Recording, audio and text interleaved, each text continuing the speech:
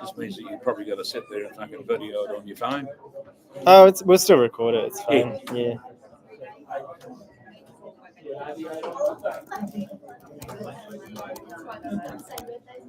Technology, eh?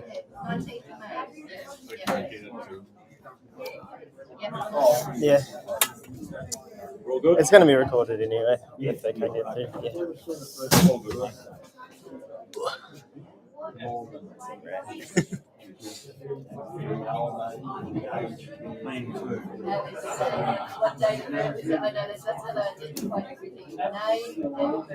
All right, Ronnie. I'm not ready.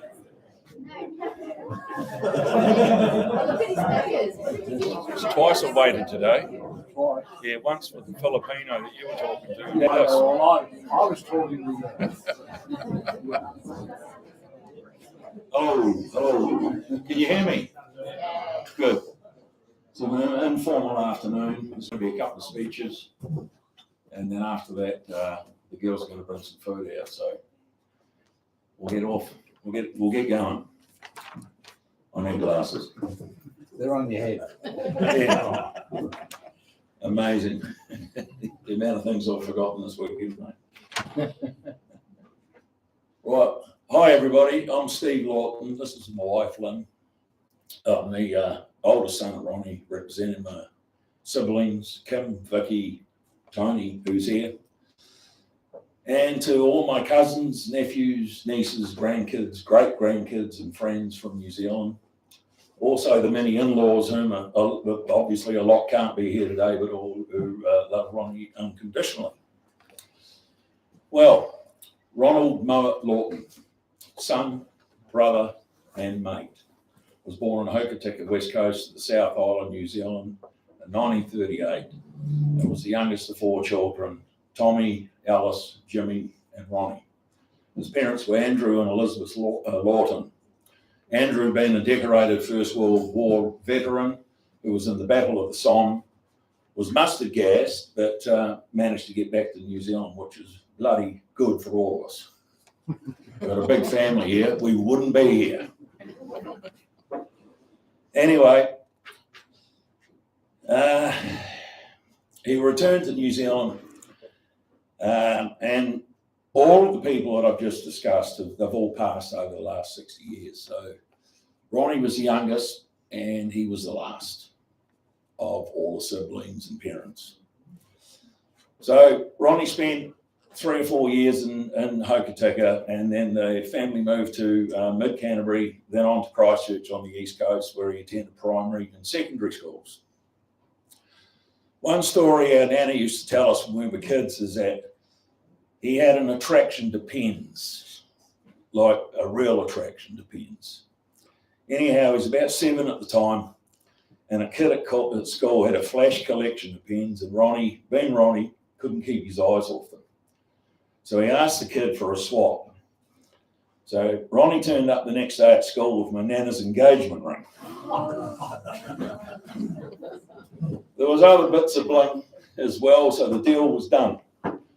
So meantime, my Nana noticed the stuff had gone. So when Ronnie come home all cock-a-hoop about these pens, she got stuck into him. He shit himself and took off. She chased him around the house a couple of times before he lodged himself under the house. So my Nana couldn't get in there. So she says, "You bloody wait till your father gets home, you're going to get it." So a couple of hours go by and Granddad turns up. Nana tells him the story. So he crawls under the house to get Ronnie. And Ronnie sees him and says, "Hey, Dad, is Mum after you too?" My granddad just about choked with laughter, but my Nana was ropeable. He went back to school the next day and the deal was undone, luckily for Ronnie. So on leaving high school, he started an apprenticeship at Smith & Smith Glaziers, worked for his time for a 4-year period. Everybody loved Ronnie, his character and energy. He was well liked. He left glazing and joined the Territorial Army as part of the national services young fellas of that age had to do in those times. But Ronnie being Ronnie fell into a job as a driver for the Army base colonel, with a bit of blarney, I might add. He had lots of stories about his adventures. He was obviously a cheeky little bugger, and all the Army boys loved him, as he had privileges being the colonel's driver, which meant he could sneak booze, contraband, and girls onto the base in the colonel's car without question. Because the colonel's car became his personal transport when he wasn't driving him around. All these stories are true that I'm telling too. You know Ronnie, you know the character that he was. And anyway, it was about after his time in the Army. I need one of those things that Vicky uses. Yeah. I'm sure. Oh, all right then. Thank you, Becca. So after his time in the Army,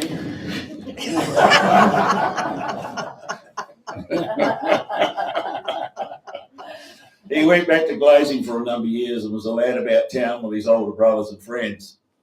He was really keen on all the public dances that were being held in Christchurch at the time and the rough and tumble that used to go with those events. Being in short nature meant nothing to Ronnie. And I say Ronnie, but I mean Dad, you know what I mean.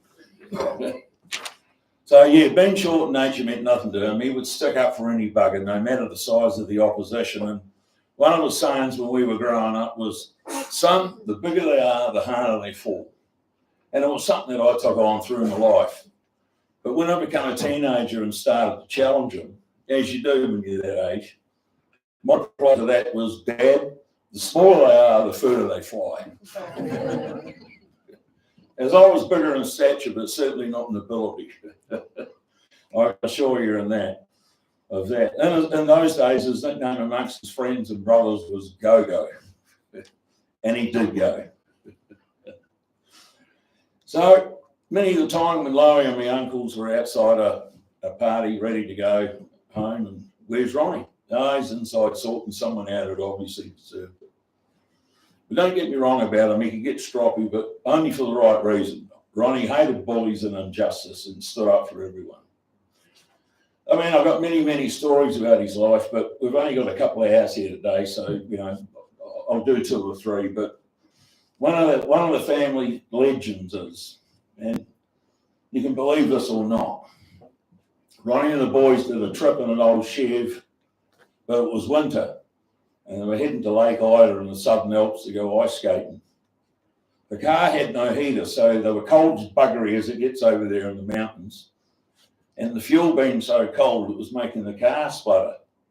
So Ronnie took the fuel line off and fed it directly to the engine through the car. He filled the fuel line by a can so it was warmer, but it bloody worked. But unbelievably, they also pulled the carpets up in the back floor, lit a small fire with the carpet and the wood that they had in the boot. How the hell they didn't explode in flames is beyond all of us, but they also had 2 4.5 kegs in the car as well.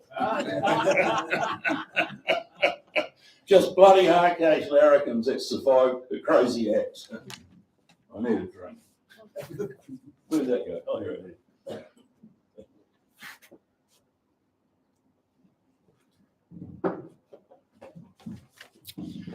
Anyway, he became very much into rock and roll music, especially Bill Haley and the Comets, Elvis Presley, and all the rockers of that era. And he became a great rock and roll dancer. Ronnie had rhythm in bucket loads and loved any kind of music all his life.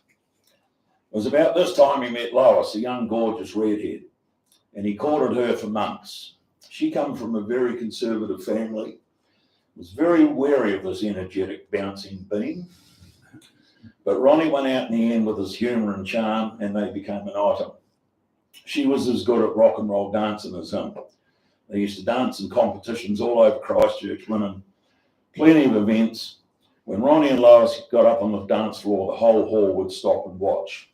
And in later years, they put on exhibitions in working men's clubs all around town. They were stars. He's turning over. My fingers?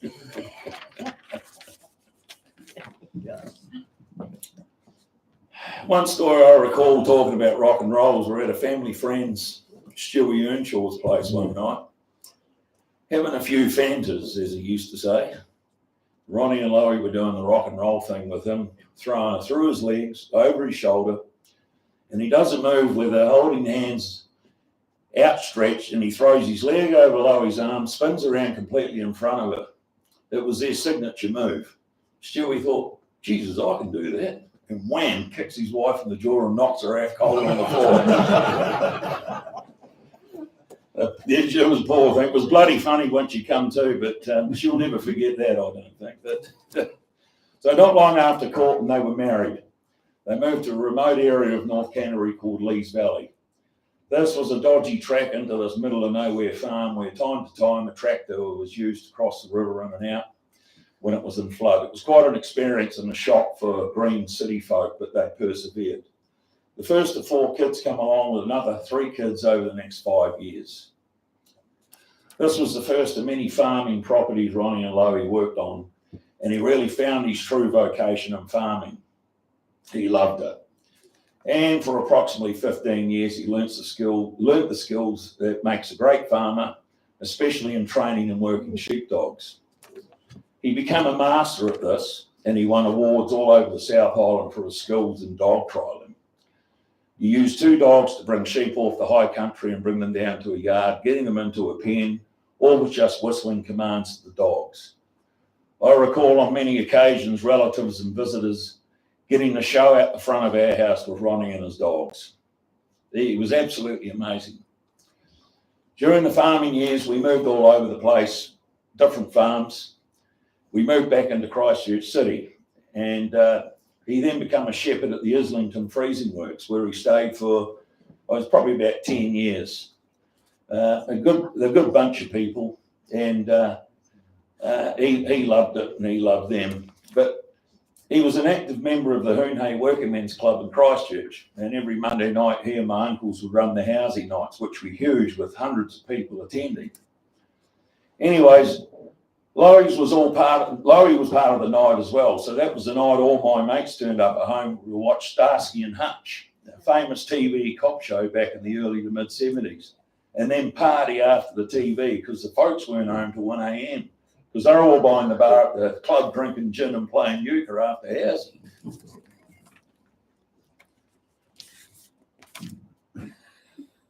Oh, okay.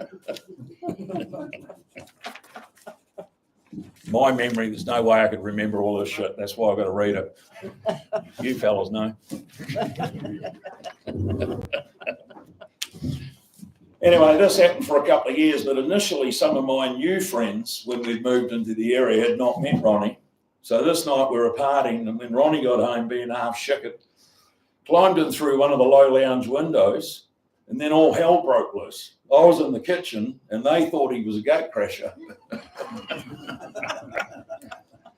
I heard the commotion and raced through the front room and seeing Ronnie thinking, Christ, this is not going to end well.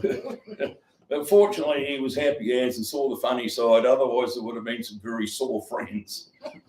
There were some tough buggers there, but they would not have had a chance with our Ronnie. He could see the humour and the fact that they were at our house, they were welcome, as they were my friends. So he was a very gentle, fair man, as well as being a larrikin. To give you an idea of how Ronnie was thought of by my friends in New Zealand, when it was known we were having a celebration for his 80th on the Gold Coast, 28 of my friends came over. It was just amazing. It was pretty overwhelming. He didn't know they were turning up. And I remember sitting at the table and everyone standing in a row waiting to greet him one by one personally. And I thought, wow, all for this man. What a tribute. Took a long time to get everyone there because he yarned with every single person as he walked. He knew them all so well. Another story I recall is when he was at the freezing works, under the sheep pens, there's grates. And obviously all the sheep shit falls through the grates. So Tony here and I were in a band. And we needed some money to buy some more band gear. So Ronnie has this idea of getting a mate's truck with a conveyor on the back, which is used for moving coal into bunkers, bagging the sheep shit up and selling it door to door. Brilliant. So over the next month, we strode the streets. You remember this? Yeah. Not lovely. So we strode the streets. You try and say that. No, strode the streets. Door to door, taking orders, and we got heaps of orders. We made a shitload of money. It was great. So anyway, one of his friends, Dave Ladd, he was a keen gardener, and he had a huge garden. He lived in a flash part of town. So I wanted a truckload of this stuff. So off to his place to deliver we go. Well, it's teeming down with rain, like torrential rain. In the back of the truck is now filled with waterlogged sheep shit, slopping around everywhere, losing it. We're going around corners and we're losing it over the side of the truck, and pull up with a set of lights, it's slopping up against the back. I mean, it's all right for you bastards, I can see the pictures, eh?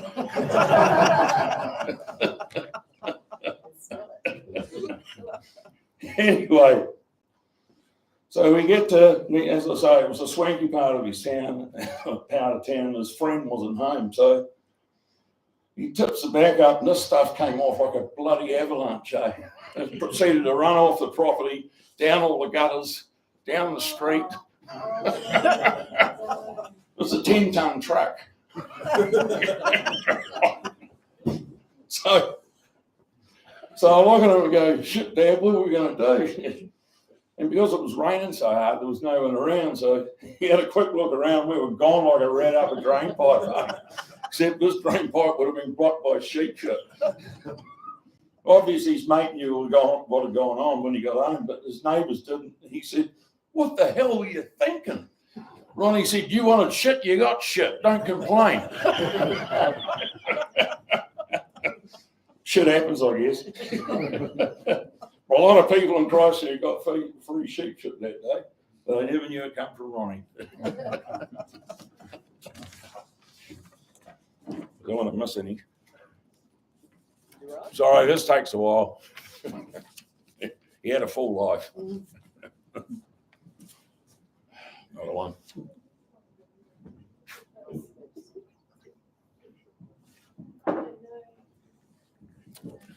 Talking earlier about Tony and my band, we put on a public dance back in the 70s. You've forgotten about this. No. So anyway, Ronnie and my uncles are the bouncers. So a group tried to get in with booze, and they were told by Ronnie they can't bring it in. So drink it or either bugger off. They took exception and they did bugger off, but did come back a short time later. And we were having trouble with one of the microphones, and Ronnie, being an electronics expert like he was, not, is up on the stage trying to fix this bloody microphone, and this big goon walks in the door. The old man says through the microphone, what do you want? And the guy looked at him and said, you. So he climbs off the stage, walks up to this joker, and went to take his jacket off, and this guy smacked him in the gob. He lost a tooth. So a bit of mayhem followed after that. Quite a bit of mayhem, actually, but they got rid of them.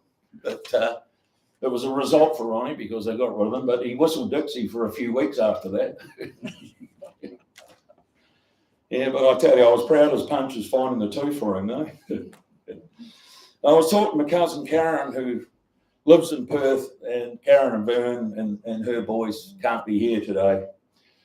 But she recalled a couple of stories, and Ronnie gave my Uncle Bruce a ride home one night, and he was late for dinner with it sitting cold on the table. And my Auntie Kay was so pissed off, so she threw the plate at my uncle, but Ronnie walked in the door first. He avoided the plate, then picked it up, and whilst my uncle was getting the bollocking, Ronnie sat down at the table and ate the food. Without missing a beat, such was his humour and character. The other one Karen reminded me of was the time, we're not too sure what farmhouse it was, but Ronnie and the boys got a huge Christmas tree. They'd forgotten all about it. So they're going to get this tree, but it was that big it wouldn't fit in the house. So they don't trim the tree. They cut a hole in the floor. No Christmas decorations, so it was covered in toilet paper. Oh, wow. Ronnie was an innovator. Not long after 1978, Ronnie went to Surfers Paradise with a good mate, Bernie Scott. I believe you're watching, Bernie. And Karen and Vern and Mark and Haley and Kim and Vicky and who else have I forgotten? Don't matter. Susie, yeah. I'm bound to have forgotten someone. So they moved to Surfers Paradise with a good mate, Bernie Scott. So Bernie was setting up a business and saw an opportunity for Ronnie to be involved. So he went over for a month to check it out, came back to New Zealand and moved permanently over there. This was turbulent times for my folks, and eventually they separated with Loie going back to New Zealand and Ronnie staying permanently on Oz until his passing in February. I was in Surfers myself in those days, so I spent a lot of time with him. He met Annette Marshall, and eventually they married, and over this time he became a swimming pool doctor, plying his trade around the Gold Coast. Around this time he met a young Tony Longhurst, a future Bathurst winner and V8 supercar campaigner, whose father owned Dreamworld on the Gold Coast. So Ronnie was contracted to set up the water filtration on the log plume ride, which has millions of gallons running through it on a daily basis. So it took months, and he was over his head somewhat because he'd never taken on a job so big, but with the help from another water engineer and a bit of Kiwi ingenuity, as we say, he set it up. And I believe the ride still runs today using that system. It was quite an accomplishment for Ronnie. He's a man of many, many skills, as well as bullshit, as we all know.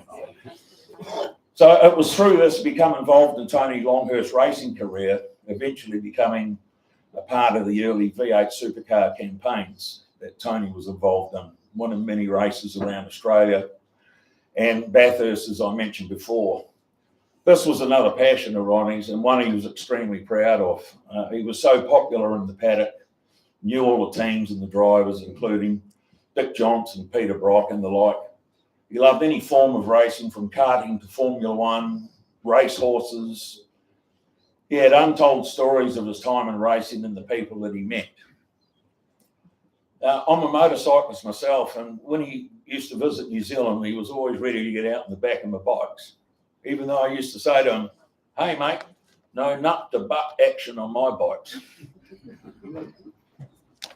You have girls on your bikes, not bikes." He'd say to me, "Get stuffed. I'll buy you a beer when we get to the pub. Just don't muck around." He bloody loved it. He was always egging me on to go faster. He loved action, any action. He would do all the rides at a theme park before anyone else. He was a real action man, really. He was always keen to get the adrenaline going. At one stage, the racing team bought a camper van. I just talked to Leanne about it before. Sorry, Leanne, I was about saying that.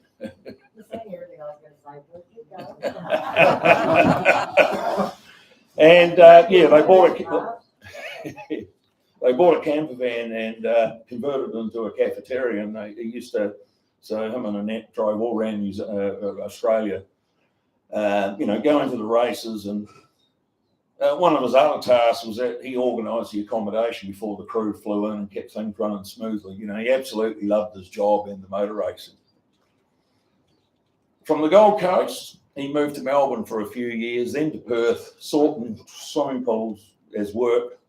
I moved to Perth in the mid-'80s to catch up with him, along with Karen, who I mentioned before, and Vern. And we all lived the WA life. He became a West Coast Eagles supporter.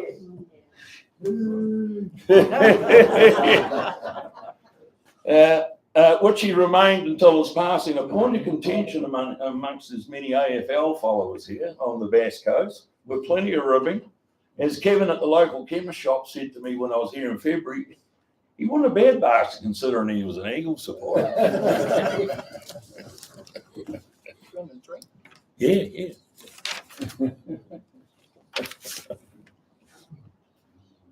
I know what you've been doing the last 3 weeks. Who? Right, a bloody story. Yeah, yeah. Well, And driving me crazy. he's got a, hey, well, that's the thing, eh? The man had a story. I know, yeah, I know. It's easy, hey, it's easy to him. Hey? It's easy to him. Yeah, I know. He's just sitting there. Old bastard. Anyway, yeah. Right, can't you say something? So on transit from Perth to Victoria, where he eventually stayed, he came and stayed with me and my flatmates, and we were all living a single life. I had a huge bedroom with a 4-poster bed and thick green shag pole carpet, something that looked like come out of the Playboy mansion. But we didn't have a spare room for him, so I set up a single bed in my room for a few days. First night he was there, we ended up with a crowd. And we ended up with a party, but Ronnie wasn't up to it, so I shut the door and left him to it. Being the party was upstairs, I had an ensuite, and it turns out that's where all the girls were using. so, and a few in a state of undress coming out of the bathroom. He didn't say a word. Well, I don't know, I wasn't there, but I was upstairs. And I don't think the girls knew he was there as well, but in the morning after a very rowdy night, I said, how'd you sleep? He said, I've never slept in a bloody nightclub before. And proceeded to tell me what had happened. I said, why the hell didn't you say something? He said, oh, you'd be stupid, but I'm not that stupid. There's some pretty girls in there. Typical Ronnie with the girls. He moved to Victoria and eventually, well, you know, we lost contact with him for a number of years, but we all caught up when he returned to New Zealand. And he busied himself in both the communities of Coronet Bay and Coronella, where he was well known by everybody. He was a kind, generous, funny man who would lend his hand to anyone and everyone who needed support with, well, gardening, maintenance, or just good old moral support. He moved permanently to Coronella a number of years ago to Smythe Street, and there he met his become lifelong friend, John Champion. These two had many adventures over the years and became firm, fast friends. It was a pleasure to sit down with these two old buggers and listen to the banter and bullshit, as it certainly was plenty. They were mates, the epitome of mates, mateship to the nth degree, always supporting each other, but with the humorous ribbing that goes along with this friendship. I'm not sure of all the stories, but I'm sure you locals and over the times, John will share a lot of those stories with you. Okay. Never had a PA. Oh, I'm always Christ, right another there. page.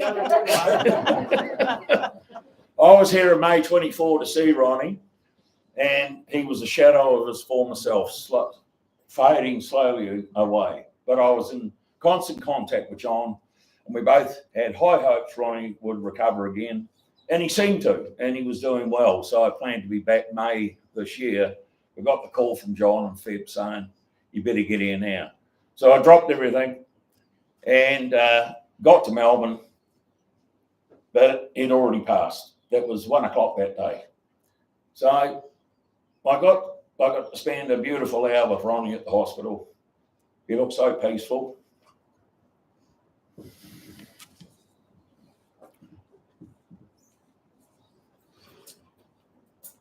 Okay, mate. The pain and stress had gone. He looked 30 years younger. He looked younger than me, actually. I thought, you little bastard. He looked better. So I said to him, you always did things your own bloody way, you old bugger. You couldn't wait. And I'm sure he said to me, well, you were late, mate. You were late. So it was a special time. So I got to spend time with Ronnie, John, and Ruby, because Rosie wasn't around in those days. But John, from the whole family, would like to express our heartfelt sympathy to you.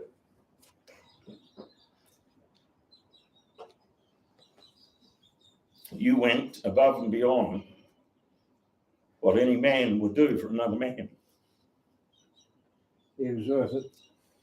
Your kindness, grace, friendship, and dignity to Ron are the measure of your character as a human being, especially in the face of the bullshit.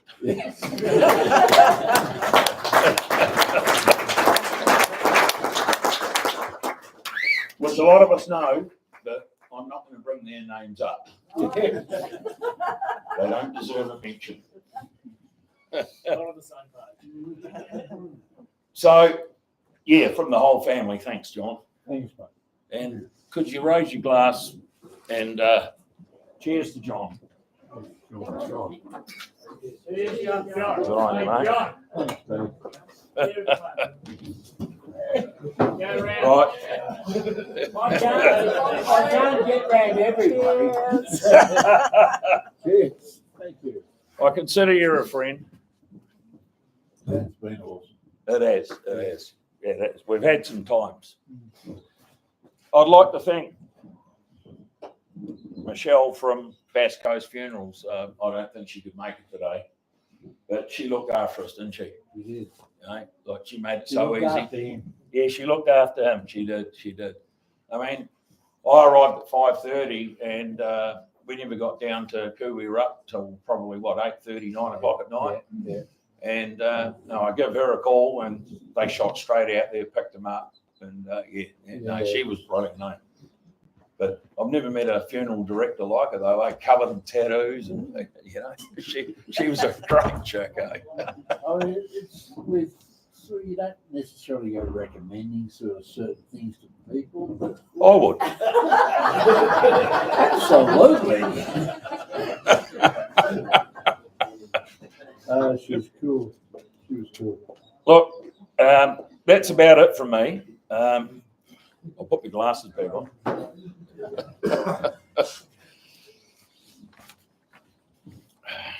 One more page, it's all right.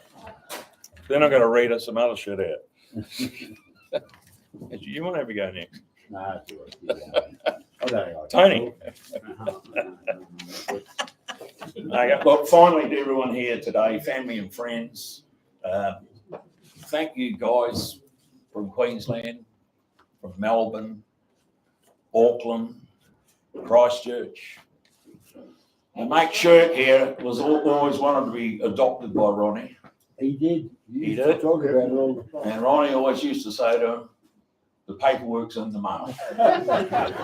It'll be there when I get home. Yeah. So, finally everybody here, thanks for all the kind words and the support, especially all the heaps of people I met back in February with John. It was just so nice, you guys. You know who you are, who I met. So, geez, I need another drink. And it appears. Yeah, look at that. I just want us to all hold him in our memories, celebrate the man, because you probably learned some things about him today. He was a man of many parts, but he was a good mate. So here's Ronnie. Ronnie.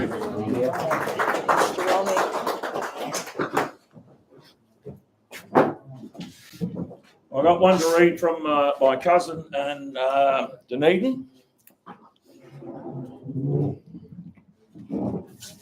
I've got one from Haley. Tony is going to read your one, Mark, so we haven't forgotten you.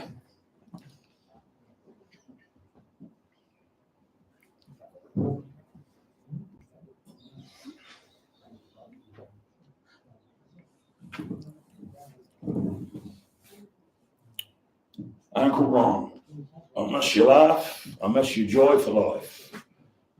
I always loved when you visited Mum and Dad, particularly the way you and Jim were together. It was like getting a sneak peek at the Laughton brothers' childhood. I will never forget you and Jim riding the kids' scooters in Mark's garage at Christmas time. I mean, these boys were in the 70s at the time, and they're getting around on kids' scooters. And they go up the asphalt driveway, then come down, but there was a lip about that big going into the garage, and they both arsed off. Everyone's thinking, Christ, what damage is going to be done here? You always have me doubled up laughing. Thank you for so many happy memories. Goodbye, number one uncle, Haley, Darren, and Casey.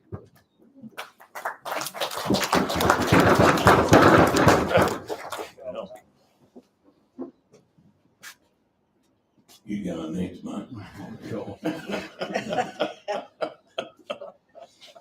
This is my brother Tony. He used to be the gobby one. I see. Yeah. Yeah. I need my glasses. I've Oh, got true. Oh, you can Can't use afford them to, Peter. Oh, I forgot mine.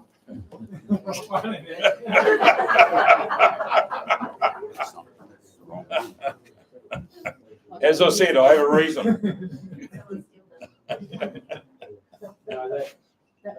That's my one. It's the other side of that one, mate. The other side of it. Oh, okay. Yeah, right. That one as well. Yeah, right. So that side. Yeah, right. Well, I think my brother's almost covered a bit of what I was going to say as well, but I've got a couple of messages here from, there's one here from Mark Laughton, who's Ronnie's nephew. And Uncle Ron was a very big part of our life when we were growing up. I have very fond memories of trips to Christchurch as kids, firstly out at the farm he was running, and then later when he was older to Hoon Hay, where both he and Uncle Tommy and all our cousins lived. Family sports days at Christmas and out of control Saturdays at the club. Thank God knows the club that's good, you know. I can't read it. But Ron was behind the bar. Ron working there was a definition of a rabbit in charge of a lettuce. makes matters worse. He lived right behind the club at this time as well. I remember one Saturday afternoon when Ron, Tom and Jim were all behind the bar serving and playing the full. Ron and Jim, his dad, were really pretty close as brothers, and he and Lois would often come to Dunedin and stay with us. The antics that went on were hilarious. They actually acted like teenagers. They had their routine of going to the TAB and calling into various pubs. They were just good mates. The last time Ron came to Dunedin, he and Jim were well into their 70s. One of the many parties we had that Christmas of the two of them. He ended up having scooter races around the yard. This went on until finally they raced into the garage and on the way, and then both tripped over the entrance and rolled into the garage. I thought, holy shit, how many broken hips and shoulders do we have here? They both jumped up and carried on. We couldn't believe it. Uncle Ronnie was always good to me, and we talked often on the phone. Steve, Tony, Kim and Vicky and extended family. I'm gutted I can't be here today, but I'm thinking of you all, and especially the great man. Uncle Ron, I respect you and enjoy your love and wit. You were a great man, and I missed you very much. Thank you, Mark Laughton.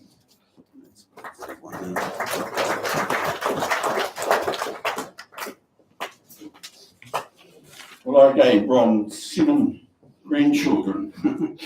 A bad feat in itself, and unfortunately, due to the circumstances, they couldn't be here today. Mainly because they're just all starting new jobs and they couldn't be pulled away. And some of them self-employed, and they just couldn't leave Auckland to be here. However, I do have a note here from them. It's from the oldest boy, Liam, who wrote it for us. It says, "Hi everybody, we wish more than anything we could be there with you to honour Granddad. Even though we're not there in person, we're there in spirit, and we wanted to share a few words from us boys, Liam, Jamie, Jack, and his grandsons, and Carol, who affectionately was known by Ronnie as the daughter-in-law from hell. They had a very tumultuous relationship, and she loved him as much as I did. Granddad was one of a kind-hearted, strong, and always up for a laugh. He truly was one of the coolest big dudes on the planet. We all have memories of him dancing all night long at the RSL and Tweed Heads. It was impossible not to smile when you saw him light up the place with his favourite music playing. He always kept us laughing, kept us grounded, and always knew how to bring a smile to our faces. We'll miss him deeply. His laughter, his hugs, his stories, those funny remarks that could always brighten any room. But we'll keep telling his jokes, playing his music, and doing our best to live the way that he did, with a heart, humour, and rhythm. And of course, thank you for the famous giant Laughton ears. Oh, right. What about the nose? Yeah, what about the bloody nose? Yeah. With all our love, Liam, Jack, Carol, and also mentioned from that as well as Kane, my oldest boy, and Melissa, my oldest girl. They unfortunately couldn't be here either. Oh, it's all right. You'll be out of frame, Oh, okay. which is probably a good thing. Yes. Especially with these glasses on again. All right, that's all I've got to say, really. Thanks for everybody for tuning up, especially thanks to the relatives from Brisbane. Made a big effort to be here, well, not Brisbane, Gold Coast, I should say, to be here. And thanks, Shuka, for making the trip over as well. And thanks to everybody that have decided that it was be a good thing to say goodbye to Rob. He was a unique man, and a man that we all love very deeply, and hopefully we will see him again one day. Right.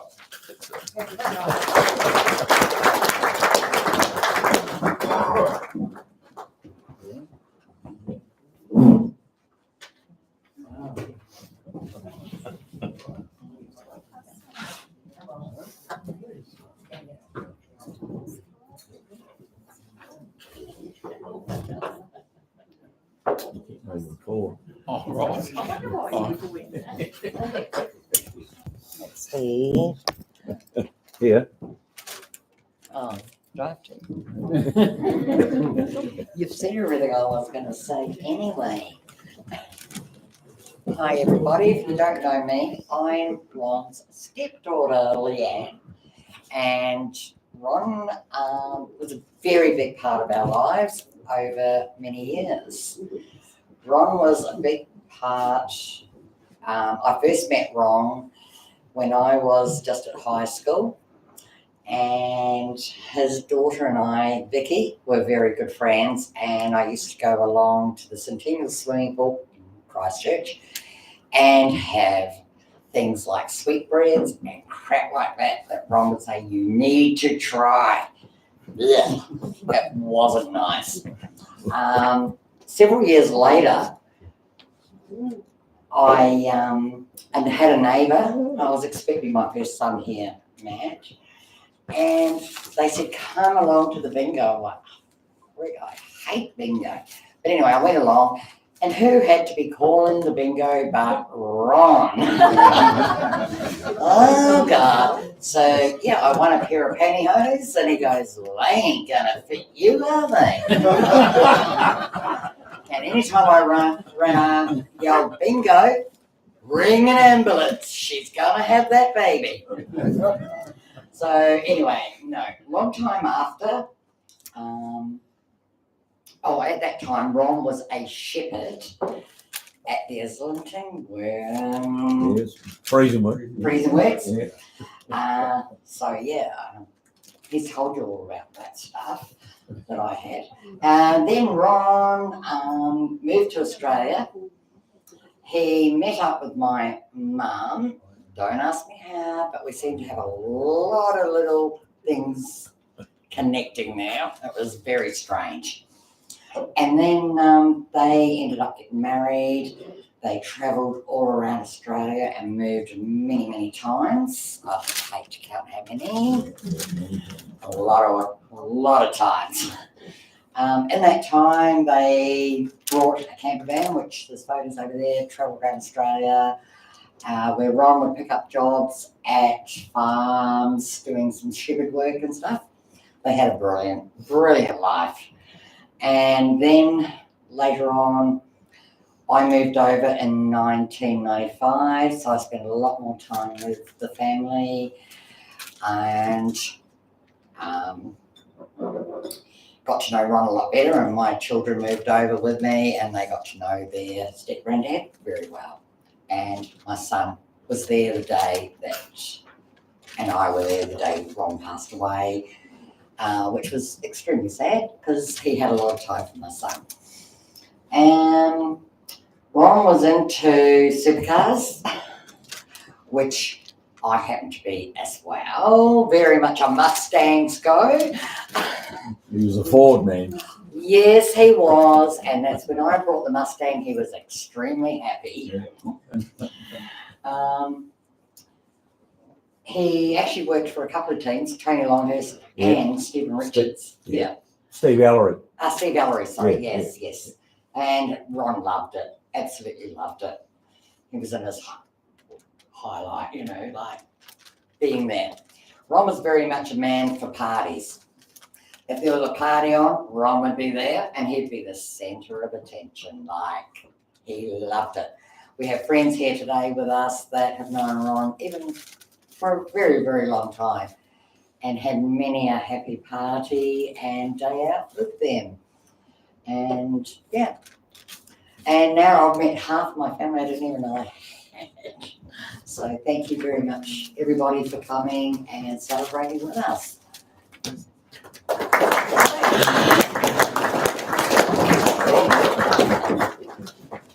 Sorry.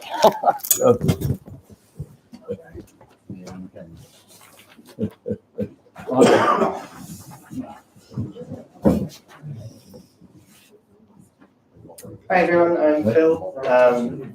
Ron is my granddad. And I just want to say a couple of words on behalf of my mother, Kim.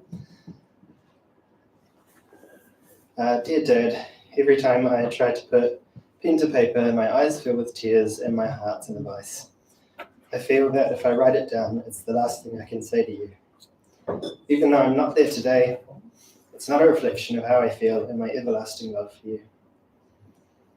Saying goodbye to you in Korumburra was one of the saddest days of my life. As a child, you were my hero. Always so funny, friendly, kind, and very hardworking for your family. A real-life cowboy with lots of dogs who were treated just as well as us. Your values of honesty, loyalty, and empathy impact us all to this day. I'm so thankful for happy memories we had as kids, especially on the farms and when our extended family came for holidays to the country. Oh, the antics. We will miss your amazing sense of humour, the big hugs from those big hands, and the way you told us how you loved us so freely. Most of all, I'll miss the long chats about anything and everything, solving the world's problems. I hope Rawhide and Johnny Cash are booming up there. Give Mum a kiss for me. Love you forever. Your daughter, Kim, Liz, and Gray. I'd also like to say a massive thank you to John for everything he did for Ron. Thank you.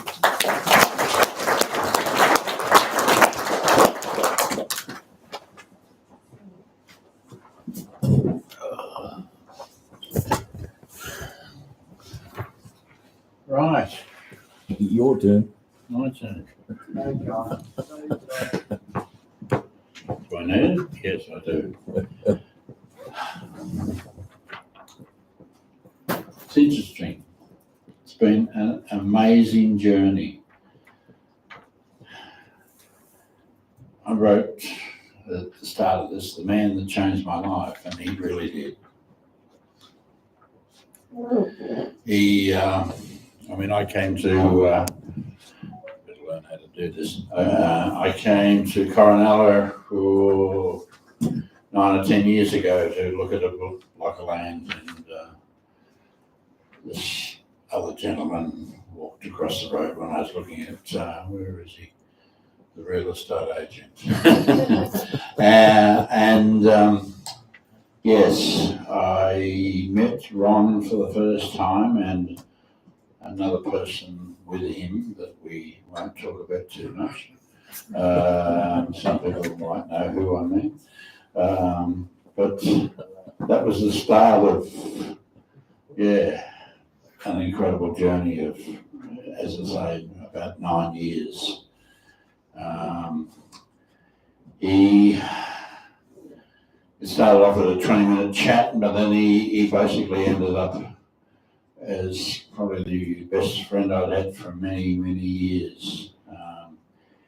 He really was quite incredible. He was capable. Talk about bloody capable. He would, and if you could tell him not to do something, he, in his stubborn way, would just ignore you. Because even to the point when he attended a funeral and of his ex-wife, and Hello. Rude. Sit down. Sit. said, Roo, and he fell over at the funeral. That was wrong. He was sort of a little bit out of control. Thank you. And then about a week later, even with his sore body and so forth, we were loading some Rio in a trailer, and Ron is on the other side of the trailer on the road in Walsall Street, and suddenly drops to the ground because he's tangled up in the Rio, and that's when he actually broke his wrist, which was probably part of the downfall of his health. He tried to rebuild a bit after that. We got him walking and going up and down the hill with his little frame, which he really resented. No, you can sit down there. I'm a bit lost here. The main affiliation between Ron and I was Ruby. Everybody thought that Ruby was his. We would do plane shows and he would come along and talk to people about landscaping and convince people that I should do their landscaping jobs or whatever else. And they'd meet this amazing dog. And, oh yeah, your dog. No, it's John's dog. And people would always be surprised at the fact that Ruby, who we used to work 3 or 4 times a week, would just be someone else's. And in the photos behind us, there were so many times that, I know in these last 9 months, he basically would be living purely because he, what's wrong? I'm not going to stay next to you. Oh, thank you, mate. He purely was in love with Ruby, and Ruby supported him and basically gave him reason for going on in many cases. It was when Ruby got into, even the Casey Hospital, she got into every bloody place because I was able to take her in as his mate to keep him going longer. And it was almost the basis of us getting him through his rough patch to go on and still be with us today. But unfortunately, that didn't quite happen. Rosie was coming along to join into the circus. Well, it's probably just as well because, in one sense, that he isn't here because Ron used to like me. I'm an old bastard, so I believe at the drop of a hat. And little puppy paws and not paws, teeth and claws and whatever else sort of would have eaten him. But yeah, so look, you know, I don't know. I can ramble a lot about a lot of stuff here, but he was a mate. He was incredible, and I sort of fought pretty hard to try and keep him out of a nursing home and to support him because he would have done exactly the same thing for me. And that's about friendships and stuff. And you're here because you basically knew him or your relative or whatever. But yeah, he could be a stubborn shit.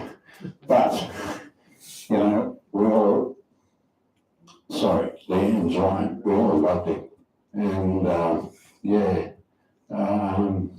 it was sad seeing him go, incredibly sad, but not seeing him suffer and seeing him decaying was so much better. He sits beside us at the moment, with his Eagles badge, and he probably just no wonder he sort of wandered off because the Eagles are doing so badly. But I almost convinced him Russ to be an essence supporter, so You too. yeah. He What's going to happen? He would sit there and watch and start and barrack for. I think he knew more of Essendon's footballers than what he did with the West Coast. But thank you so much for coming. Ruby, I said to Ruby on the couch here a couple of days ago, I said, "Where's Ron?" And up goes the head. She hasn't forgotten. No. And I got to say this, just as we're leaving the nursing home last week after he passed, she'd never disgraced herself in running ever, and she had us a crap in the hallway after Steve and I were walking out of the nursing home. Obviously, we'll say this is what I'm thinking you're establishing. But, they were pretty cool there. Well, they were really good. And they used to give her free rein. But, They were hard ones. It was easy to clean up. Yeah, I Had to cleaned leave it her up. mark. Anyway, thank you. It was amazing. Cheers. Bye.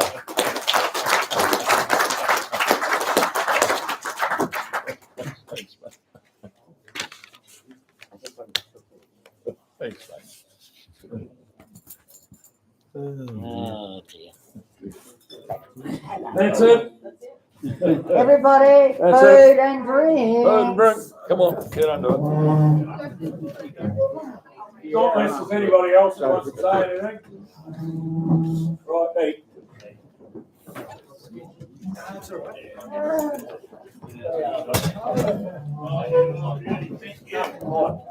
Well, I got knocked around a bit, are you? Are you? No, I keep trying to